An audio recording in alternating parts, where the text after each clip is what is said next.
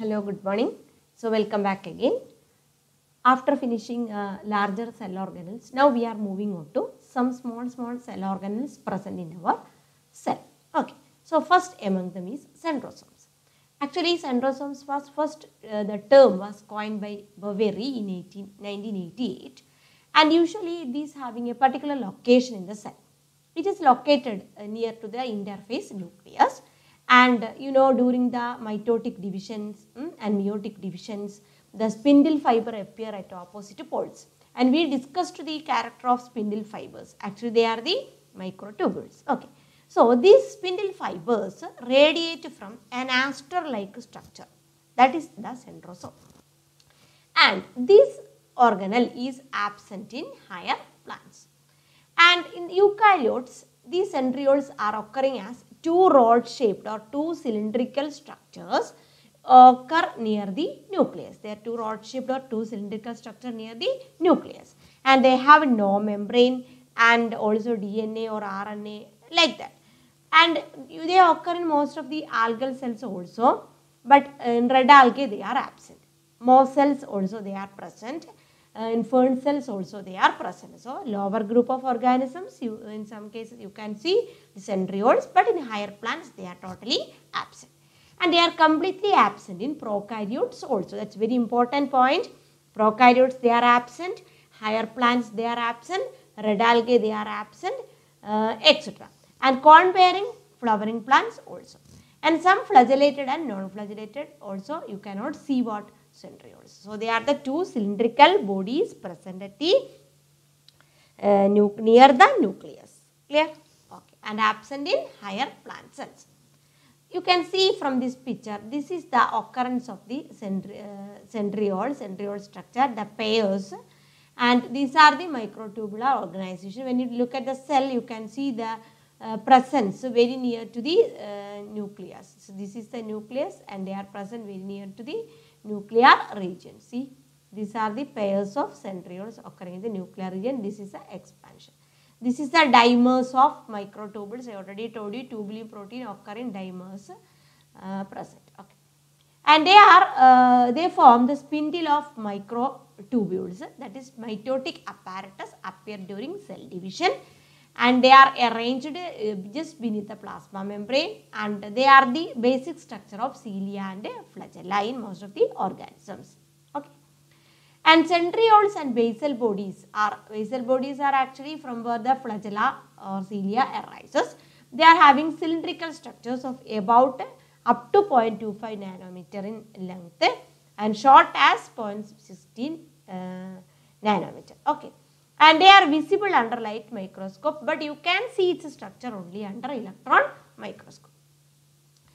And usually the pair of centrioles, they are occur in group. That structure is known as centrosome near the nucleus, and each pair arranged at right angles to each other. Okay, and they are the minute submicroscopic structures. Centriole possesses a wall of 9 peripheral fibrils that we discussed in the last class, that is microtubules arrangements, and they are known as 9+0 arrangement. At the periphery only 9 dimers, center it is 0. Okay, and each fibril is made up of 3 subfibers, so they are known as triplet fibrils. And they are bind together by margins. Okay, that is a structure known as protofilaments, that is tubulin filaments. So, centrosomes actually contains what? Two rod-shaped centrioles. They actively involved in the formation of spindle fibers, and they are the basic structures occur in the basal bodies of flagella and cilia, and they play an important role in the cell division. And we can see its functions mainly in the formation of spindle fibers during cell division. And usually the absence of centrioles, when they are absent, there exist errors in the cell division. A single centriole form anchor point or basal body of cilia and flagella. I told you the cilia and flagella arises from the basal body, that is a centriole. Okay, so they help in the formation of cilia and flagella. So that's all about the function of the centrioles or centrosomes. A very small cell organelle usually present very near to the interphase nucleus, and they produces the spindle fibers. They are actively involved in the cell division, and also from which the cilia and flagella arises. Okay. So, I hope you understood well, and let us pass on to next cell organelle, that is ribosomes. Okay. These are small organelles, that's why I am taking into a one PowerPoint presentation. Okay. So, about ribosomes, you know, they are actually the protein factory of our cell. You know, the about ribosomes, so all of you are very much familiar with ribosomes. By looking into the structure, you can see they are derived from the two words. Ribo means ribonucleic acid, RNA, and soma means what? Body. Okay. Nucleic acid, RNA bearing bodies, and they are the spherical dense particles, usually occur different parts of the cell, and they are actively involved in protein synthesis, and they contain the mainly RNA and proteins, and they serve as a scaffold or with the other molecules and involved in protein synthesis. Okay. You can see these ribosomes are located freely in the cytoplasm, or they are attached on the endoplasmic reticulum, or they may be present in some organelles like mitochondria, chloroplast, etc. Okay. And they occur both in prokaryotes and eukaryotes, but in the organization in the prokaryotes and eukaryotes, you can see some differences, and they are occurring freely in the cytoplasm also, and they remain attached to membrane of endoplasmic reticulum also. Okay. So, they are famous for what the proteins they are making. Okay. Each ribosomes vary in the preparation of the proteins. And ribosomes, those attached to endoplasmic reticulum, you know, that is rough endoplasmic reticulum. Proteins made in the rough ER are used in the inside the cell or in the outside the cell. An average in a mammalian cell, you can see there are 10 million ribosomes. You know how much protein is preparing in our body. By looking into the structure, you can see they are the complex of RNA and proteins. That's why they are known as ribonucleoprotein, complex of RNA and protein. It contains about 62% of DNA, and that is starting from 37 to 62, and comprises rest of the part is what? Protein. Okay. Each ribosome, when we are discussing the structure, is divided into two subunits, a larger subunit and a smaller subunit, and also having the protein structure. I will show you how it is organized.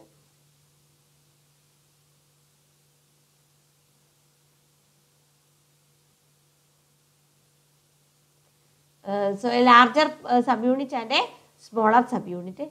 So, you can discuss, see, this is the structure, this is the larger subunit, and this is the smaller subunit. Okay. So, larger and smaller subunit, this connected together, that is the actual ribosome. A larger subunit bind to transfer RNA, the amino acids, and then lower portion you can see the smaller subunit. So, during the protein synthesis it form a chain. Prokaryotes having and eukaryotes vary in the ribosome subunits. Okay. So, when you centrifuge a cell, the ribosomes settle in different proportions. That variation is known as a coefficient of separation. Okay, sedimentation coefficient, how they sediments. So, based on that sedimentation coefficient, there are different types of ribosome combination. So, in prokaryotes, that is 70S, 70S is sedimentation coefficient. So, prokaryotes having 70S ribosomes comprises two parts, you know, larger and small, that is smaller subunities of 30S and bigger subunit of 50S. So, you may be confused, by adding you will get 50 plus 30, 80, but actually it is 70S. Clear? So, questions usually arises like this for objective type. In prokaryotes, the organization is 70S with two subunits for 30S and a 50S. Okay. Smaller subunit has a 60S RNA and proteins also. Now, larger subunit of 5S RNA subunit and 23S RNA subunit and 31 proteins. So, they contain RNA and proteins. So, in this prokaryotes having this much of RNA and proteins. Now, while looking into eukaryote, you can see 80S ribosomes. When in prokaryotes that is 70S, eukaryote 80S. How they are divided? That is 40S and 60s. Smaller subunit with 40s and larger with 60s. That is 40 plus 60, you will get 100, but actually it is 80. Clear? Then smaller subunit having ellipsoid in shape and one molecule of 18S ribosomal RNA and 30 proteins. You can compare it with the prokaryote ribosome. Larger having 60S contains long polypeptide chains. Okay. Now, ribosomes also present in chloroplast and mitochondria, you know. They also composed of 70S particles. And ribosome usually having a core structure that may be usually similar but showing some differences also. Two subunits of ribosomes fit together and work as a one unit and translate mRNA into protein. You know that everything for the protein is located in the nuclear DNA, and from the nuclear DNA that message is transcribed in the form of messenger RNA, and from the nucleus messenger RNA reach upon cytoplasm where this messenger RNA binds with ribosomes and they undergo protein. Okay, tRNA carries the amino acids and reaches to larger subunits, and dispersed amino acids bind together and from protein. This is protein synthesis that you will study in detail in the molecular biology part. Okay, so this is the linkage and forming the protein chains. Okay, and during the protein synthesis, multiples of ribosomes attached on same mRNA, a long mRNA strand in which a large number of proteins are attached, and that is known as what? Polysomes. Clear? Now let us pass on to ultrastructure. I already told you a ribosome having smaller subunit and a larger subunit. Smaller subunit and larger subunit combine together form ribosomes, and thus they may vary in prokaryotes and eukaryotes. Now let us discuss what are the parts present in these subunits. Okay, smaller subunit usually contains three structures, that is head, base and platform. Head, base and a platform, HBP. Platform separates head from base by means of cleft. Just remember, head, base, platform. Platform separates from head, separate head from base by cleft. While taking larger subunit, also three parts: ridge, central protuberance and stalk. Here also, ridge and central protuberances are separated by valley. See, head and base separated from separated with the help of platform. Ridge and central protuberance separate with the help of that valley. Clear? These are the parts. See diagrams. See, this is the subunits, smaller subunit. Smaller subunit, you can see what are present here. This is the base. This is the base, and this is the head, and these are the platform. You know, three parts: head, base, platform. Okay. And this head and platform separated from base by means of what? Cleft. See, larger subunit. Here you can see what are the parts, namely ridge, ridge, then stalk, see, and central protuberance. Okay, they are separated by valley. Okay, this is, then these two combine together like this and form our ribosome. Okay. See, in different views, different dimensions, you can see like this. Okay, this is the basic structure. You have to draw this diagram and study. Clear? Okay. Now, what are the functions of ribosomes? Ribosomes are complex molecular machine in the living cell. They serve as a site of biological protein synthesis. So, various amino acids or required amino acids for a protein come together and become a long chain connected and form polysomes. So, they are tagged inside in the long strand of mRNA and form the proteins. Okay, so they act as a ribosome act as a catalyst in two extremely important biological process. One is peptidyl transfer and another one is peptidyl hydrolysis. Clear? These are the two important steps in the protein synthesis. Okay, so I hope you understood well regarding the functions of ribosomes. Okay. So that's all about the structure and function of ribosomes. So while discussing ribosomes, you have to mention the ultrastructure, the basic structure and the functions of ribosomes. Okay, I hope you understood well. So have a nice day. Thank you.